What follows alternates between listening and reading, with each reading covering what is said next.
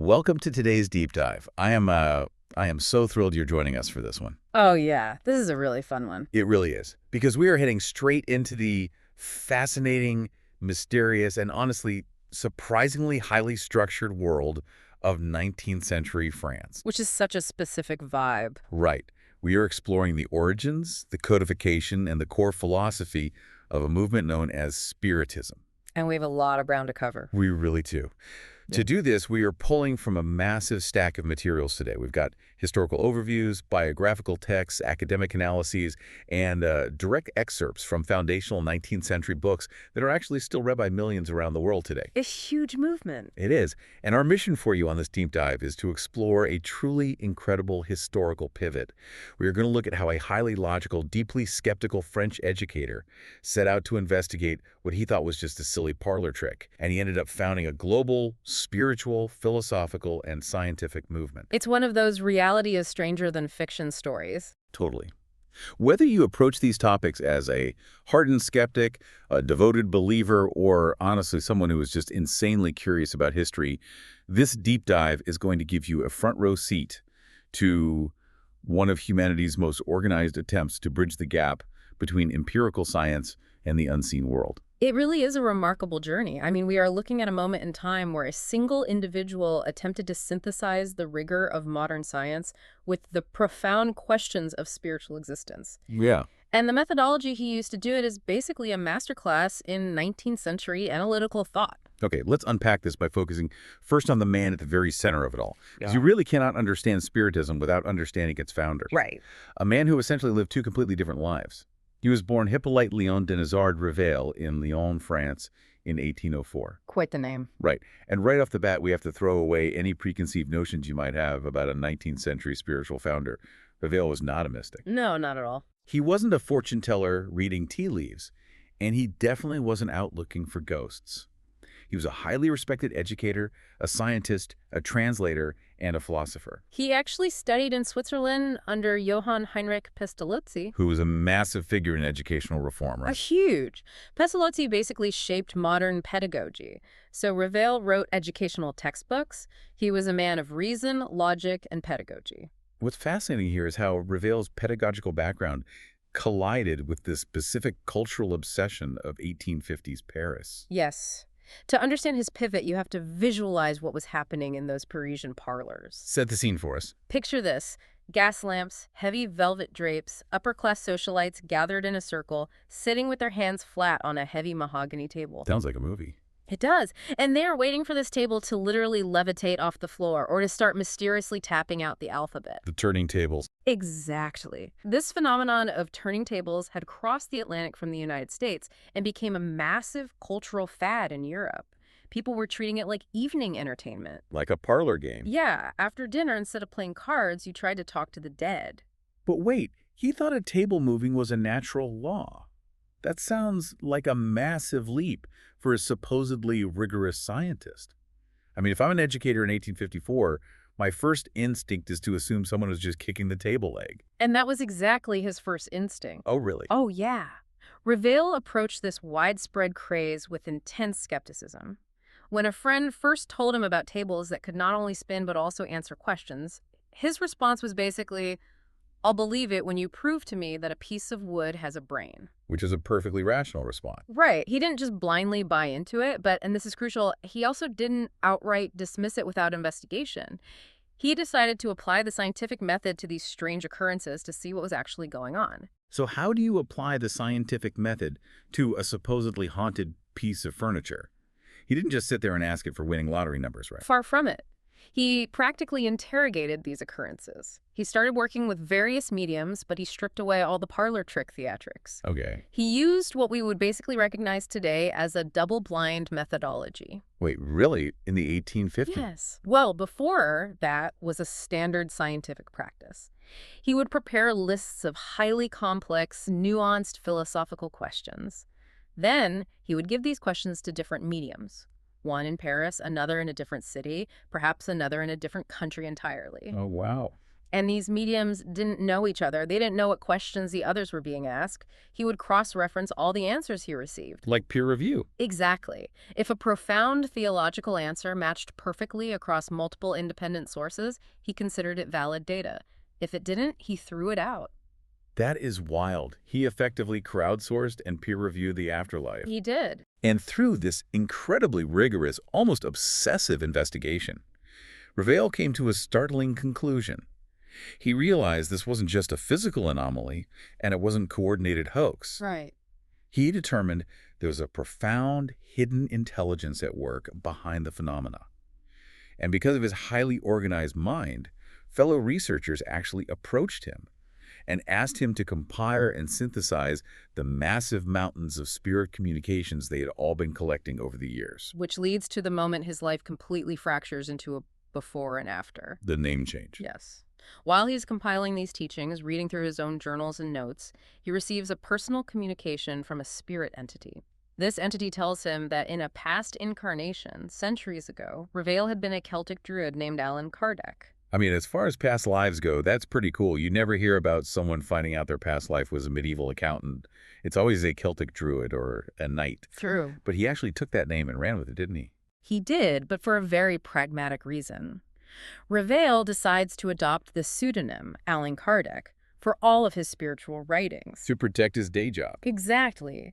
He wanted to completely separate this new, highly controversial spiritual research from his established, respected academic career as an educator. He had textbooks in schools. He couldn't have his educational legacy tangled up in a book about talking to spirits. He needed a clean break. It's the ultimate rebrand. From Hippolyte Leon, the Swiss-trained educator, to Allan Kardec, the codifier of spirits. Which brings us to the actual architecture of the work he produced. If we connect this to the bigger picture, we have to look at the post-Enlightenment scientific community. Right. You have a world that has largely rejected absolute religious dogmas in favor of empirical evidence and rational thought, but that sudden shift left a massive spiritual void. People still needed meaning. Exactly. People were hungry for meaning, but they could no longer accept faith without evidence. Kardec stepped into that exact void. He sought to reconcile science and spirituality. Which is a huge undertaking. Massive. His core argument was that spirits are not supernatural and they aren't miraculous. To Kardec, spirits are simply an undiscovered component of the natural world. They are governed by natural laws, just like gravity or electricity, and therefore they are entirely suitable for scientific investigation. Here's where it gets really interesting, especially when you look at the sheer scale of his work. Kardec didn't just sit down and write a philosophical novel based on his feelings. No. He published his foundational work in 1857 called The Spirit's Book, and it contains exactly 1,019 specific questions and answers. Such a specific number. Right. He would ask these incredibly heavy questions, and he documented the replies from what he called superior spirits. To give you an idea of the tone, question 1 is just straight to the point. What is God? Right to the top. Yeah. And the answer he recorded from an entity identifying itself as the Spirit of Truth is, God is the supreme intelligence, the primary cause of all things. No vague metaphors. It's just a direct definition. And the Spirit's Book became the first of 5 foundational texts that make up what is known as the Spiritist Pentateuch. He methodically broke down this massive new worldview into distinct categories of study. After establishing the philosophical foundation, he realized people needed practical instructions. Because people were definitely going to try this at home. Oh, absolutely. So in 1861, he published the Medium's Book. This wasn't philosophy. This was an experimental and methodological guide. A manual. Yeah, it detailed exactly how mediumship worked, the severe psychological and physical dangers of it, and the mechanics of the channel connecting the living to the spiritual world. It was a manual for rigorous, safe spiritual investigation, essentially telling people, if you're going to do this, here are the safety protocols. And he just kept expanding the scope. In 1864, he tackled morality with the gospel, according to Spiritism. Now, to be impartial here, this book took the canonical Christian Gospels and provided a purely moral interpretation of Jesus' teachings through this new Spiritist lens, stripping away the mysticism. Which didn't go over well with everyone. No, it was so controversial that the Catholic Church quickly placed it on their list of prohibited books. But Kardec wasn't deterred. In 1865, he published a book called Heaven and Hell, which I find absolutely fascinating. It's basically an anthology of exit interviews with the dead. That's a great way to put it. It is a comparative examination of divine justice. Kardec documented conversations with deceased spirits from every possible walk of life, asking them all what their experience was like right after they died. And the answers were all over the place. The contrasts are striking. You rate an interview with a formerly arrogant monarch who wakes up on the other side completely lost, terrified, and realizing his earthly power means absolutely nothing. His transition is agonizing. Wow. Juxtapose that with an interview with a poor, suffering farmer who lived a life of quiet dignity and kindness. That farmer transitions seamlessly into a state of immense peace and light. Kardec used these interviews to map out the psychological reality of the afterlife. And finally, to complete the codification, he published the Genesis in 1868. This was his attempt to explain the formation of the universe, the origin of worlds, and the creation of living beings, but entirely abandoning traditional biblical allegories like the 7 days of creation. Right. He was trying to show that the genesis of the universe could be understood through rational, spiritist principles that actually aligned with the emerging geology and astronomy of the 19th century. He was really trying to marry faith and science. So what does this all mean if you zoom out and look at these 5 books? Yeah. What is the actual architecture of the universe, according to Allan Kardec? I was reading the texts on the structure of the soul, and it mentioned a third element alongside the physical body and the immaterial spirit. What exactly is that? Yes. In the Spiritist worldview, a living person is made up of 3 distinct entities. You have the physical body, which is just temporary decaying matter. You have the spirit, which is the immortal, intelligent principle. And then you have this third concept Kardec coined, the perispirit. The perispirit. Yes. The perispirit is described as a semi-material, energetic envelope. It's the spiritual body that acts as the tether, binding the completely immaterial spirit to the dense physical body. Which answers a huge question I had. So if a spirit is entirely immaterial, pure thought and intelligence, how on earth did Kardec explain a ghost physically knocking on a table? They don't have physical hands. Precisely. That's where the physics of the perispirit comes in. Kardec hypothesized that the perispirit draws from a universal cosmic fluid. Yeah. During a physical manifestation, like a seance, the spirit uses its perispirit to temporarily densify itself, acting almost like a strong magnetic field that can interact with the dense wood of the table or the atmospheric air to create a knocking sound. So it's not magic. To Kardec, it was fluidic physics. And understanding that structure is key to understanding their view of evolution. Spiritism presents a universe of constant, unyielding progress. One of the most radical departures from traditional theology is Kardec's finding that there are no eternal demons and no inherently perfect angels. Right. There is absolutely no eternal damnation. Yeah. Instead, there are just spirits at vastly different stages of moral and intellectual development. Kardec classified them into evolutionary orders. At the bottom, you have imperfect spirits. They aren't evil in a demonic sense. They're just deeply ignorant, boisterous, or completely attached to material desires. Like toddlers. Essentially, yes. As they learn and evolve, they become good spirits, benevolent, scholarly, and helpful. And ultimately, the goal for every single soul is to reach the level of a pure spirit. Okay. But here is the profound equalizer. Every soul is created equal, simple, and ignorant, with the exact same potential for perfection. No one gets a head start. And how do you actually get to that perfection? Reincarnation. Spiritism views the physical world we are living in right now not as a punishment for some original sin, but as a temporary school. A very difficult school. It's a highly structured educational environment where spirits undergo specific trials and challenges to learn. Reincarnation isn't just a mystical, poetic idea here. Kardec framed it as an unbreakable natural law. And this framework is vital because it provides a deeply logical explanation for the things that plague humanity. Systemic poverty, sudden illness, profound social inequality. In the Spiritist view, it all operates strictly on the law of cause and effect, or karma. But not the pop culture version of karma. Right. We have to elevate how we think about karma here. It is not a punitive system administered by an angry god. It is an automatic educational mechanism of the universe. It's akin to touching a hot stove. I love that analogy. Yeah, if you touch a hot stove, you get burned. The universe isn't punishing you, it's teaching you the nature of heat. So it's not a punishment, it's just physics. Exactly. The circumstances of your current life, The challenges you face, the body you were born into, are a direct mathematical result of your past actions across multiple lifetimes. Your past built your present, and your current choices are actively building your future reality. It's important to impartially note how this framework actively reframed Christian theology for its followers. Kardec considered Spiritism to be deeply aligned with the moral teachings of Jesus, but it fundamentally stripped away the traditional dogmas. It really did. In Spiritism, Jesus is not viewed as God incarnate. Rather, he is seen as the ultimate moral guide, the most highly evolved pure spirit to ever incarnate on earth to act as a model for humanity. A role model. Exactly. The doctrine explicitly rejects concepts like the Holy Trinity or the virgin birth as unnecessary human additions. Furthermore, it completely rejects the idea that Jesus' death was a divine sacrifice required to atone for humanity's sins. That's a huge shift. It is. Instead, Spiritism views his crucifixion as the ultimate demonstration of a highly evolved spirit resisting temptation, remaining morally coherent, and practicing unconditional love, even in the face of immense unjust suffering. This raises an important question, though. With all this talk of fluidic physics, table tapping, and past lives, what is the actual point? Kardec was absolutely adamant that people shouldn't just sit around in dark rooms trying to talk to the dead for fun. He explicitly warned against getting distracted by the phenomenal aspects.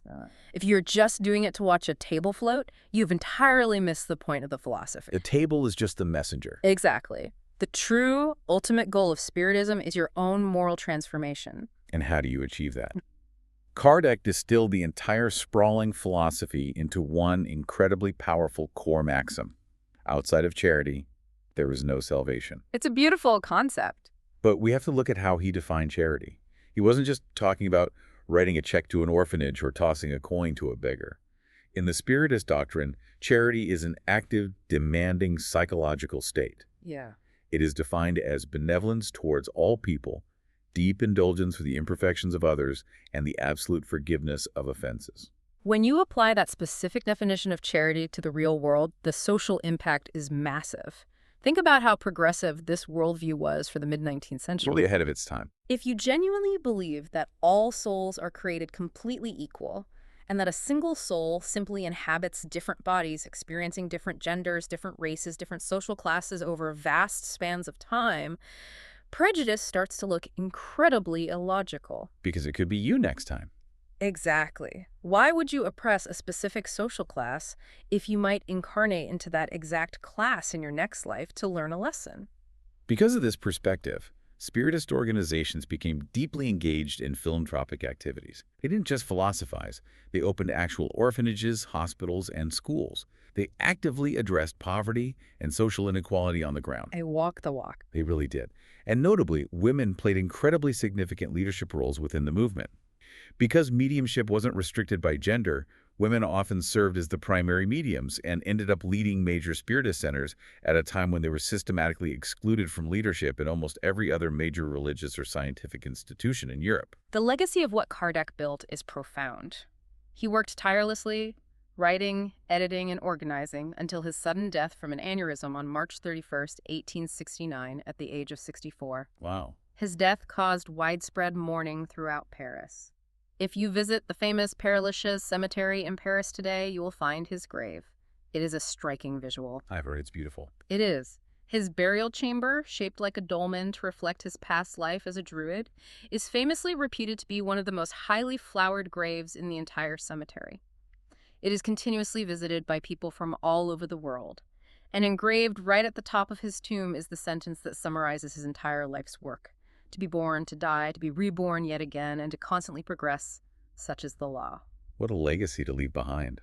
And while this massive undertaking started with a skeptical French educator in a Parisian parlor, its footprint has expanded globally. Today, Spiritism has millions of followers.